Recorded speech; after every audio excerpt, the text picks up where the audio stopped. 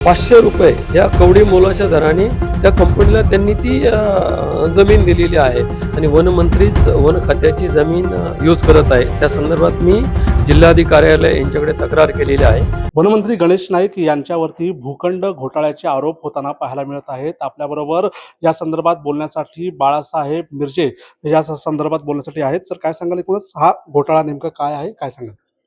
मुरबाड येथे त्यांची जी जमीन आहे त्याच्यामध्ये वन लागलेलं आहे आणि वनमंत्रीच वन खात्याची जमीन यूज करत आहे। त्या संदर्भात मी जिल्हाधिकारी यांच्याकडे तक्रार केलेली आहे। त्याच्यानंतर दुसरी तक्रार स्वतः वनमंत्र्यांकडे केलेली आहे।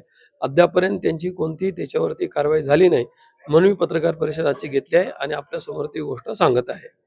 त्यांच्याच एका कंपनीवर देखील आपण आरोप केलेले आहेत। अतिशय कमी दरामध्ये ही जमीन लाटल्याचा प्रकार समोर आलेला आहे। तो नेमका प्रकार काय, त्याबद्दल काय सांगाल? शुभ ॲग्रो नावाची जी कंपनी आहे त्याचे स्वतः डायरेक्टर आदरणीय गणेश नाईक साहेब आहेत आणि प्रति एकर 500 रुपये या कवडी मोलाच्या दराने त्या कंपनीला त्यांनी ती जमीन दिलेली आहे। याच्यामध्ये सुद्धा एक काही घोटाळा आहे की अशी कुठे बाकी महाराष्ट्रात भेटणार नाही अशी जमीन, तर त्याही प्रकरणाची चौकशी व्हावी हा विषय आहे। दुसरा MIDC मध्ये जो त्यांनी कामधेनूमध्ये 2 ऑफिस घेतलेले आहेत, त्या ऑफिसमध्ये फक्त अटीचे 74 लाखाचे 79 लाखाचे जे ऑफिस घेतलेले आहेत, त्या ऑफिसची किंमत एवढं असून त्याच्या फक्त आरटीजीएस लिहिलंय आणि कुठेच ते असं दाखवलं नाही कुठल्या बँकेतून पैसे गेले, तर त्याची पण चौकशी व्हावी। याच्यामध्ये नक्की घोटाळा आहे असं माझं मत आहे। एकूण किती एकर ही जमीन असणार आहे? एकूण या भूखंडाची व्हॅल्यू किती असणार आहे? किती कोटींचा हा जो गैरव्यवहार झालेला आपल्याला वाटतंय?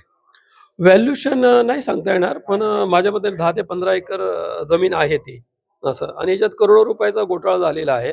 याची निपक्षपातीपणे जर चौकशी व्हायची असेल तर आदरणीय गणेश नाईक साहेब यांनी राजीनामा दिला पाहिजे आणि या संदर्भात मी आता अधिवेशनमध्ये CM साहेबांना पत्र देणार आहे। एकूणच गणेश नाईक यांचा राजीनामा झाल्यावरतीच याची सखोल चौकशी जी आहे ती होऊ शकते, अशा प्रकारचा आरोप देखील या ठिकाणी करताना पाहायला मिळत आहेत। सिद्धेश म्हात्रे, LS मराठी, नवी मुंबई।